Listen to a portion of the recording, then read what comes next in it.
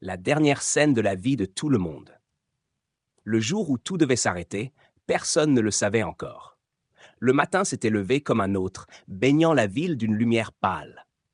Les journaux parlaient d'événements sans importance. Les radios fredonnaient les mêmes musiques. Le monde continuait, ignorant que ce serait la dernière fois. Dans un petit appartement au 4e étage d'un immeuble défraîchi, Elisa, 32 ans, se réveilla sans se douter qu'elle ne verrait pas un autre lever de soleil. Elle ouvrit les volets, laissant la lumière effleurer son visage fatigué. Son fils, Nathan, 6 ans, dormait encore, enroulé dans ses couvertures comme un petit animal. Elle sourit, posa un baiser sur son front. À quelques rues de là, Lucien, un vieil homme de 68 ans, préparait son café.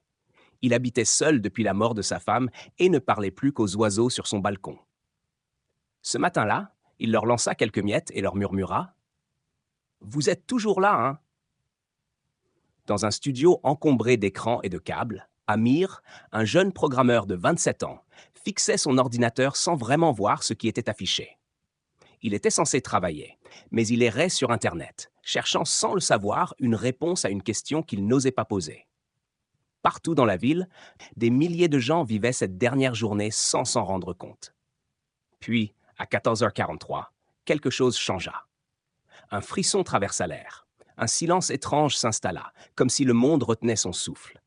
Elisa sentit un malaise inexplicable. Elle s'arrêta au milieu du salon, la main posée sur la table. Dehors, les bruits semblaient assourdis. Nathan, qui jouait avec ses voitures, releva la tête et demanda « Maman, pourquoi on dirait que tout est figé ?» Lucien, sur son balcon, regarda le ciel. Un nuage immense, noir et immobile, recouvrait l'horizon. Il n'avait jamais vu ça. Il murmura « C'est pas normal ». Dans son studio, Amir reçut un message sur son écran. « Il est temps ».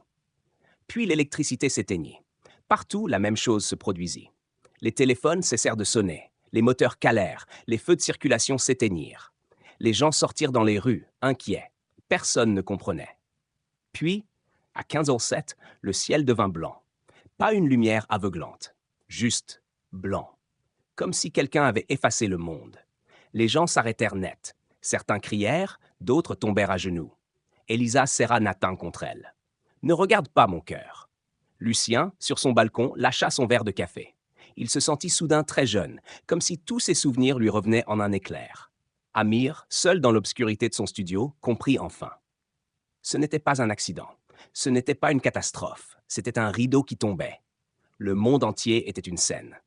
Et la pièce venait de se terminer. Une voix ou une pensée murmura dans l'esprit de chacun. « C'est fini.